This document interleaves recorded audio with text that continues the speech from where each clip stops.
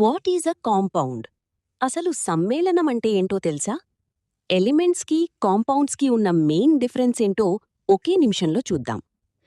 రెండు లేదా అంతకంటే ఎక్కువ విభిన్న మూలకాలు రసాయనికంగా బంధించబడినప్పుడు, అంటే 2 ఆర్ మోర్ డిఫరెంట్ ఎలిమెంట్స్ కెమికల్గా బాండ్ అయినప్పుడు కాంపౌండ్ ఏర్పడుతుంది. ఉదాహరణకు సోడియం క్లోరైడ్, NaCl అంటే మనం తినే ఉప్పు. ఇక్కడ ఒక ముఖ్యమైన విషయం గుర్తుపెట్టుకోవాలి. Mixture versus compound. మిక్స్చర్ అనేది భౌతికంగా మాత్రమే కలుస్తుంది, కానీ కాంపౌండ్ అనేది కెమికల్లీ బాండెడ్ అవ్వడమే కాకుండా పూర్తిగా సరికొత్త గుణాలను, న్యూ ప్రాపర్టీస్ని కలిగి ఉంటుంది. మన 9th క్లాస్ సిలబస్లోని కొన్ని కామన్ కాంపౌండ్స్ మరియు వాటి గుణాలు చూస్తే వాటర్, H2O ఇదొక యూనివర్సల్ సాల్వెంట్. దీనికి రంగు, రుచి, వాసన ఉండవు. కార్బన్ డయాక్సైడ్, CO2 ఇదొక కలర్లెస్ గ్యాస్. ఇది శ్వాసక్రియలో బైప్రాడక్ట్గా రిలీజ్ అవుతుంది.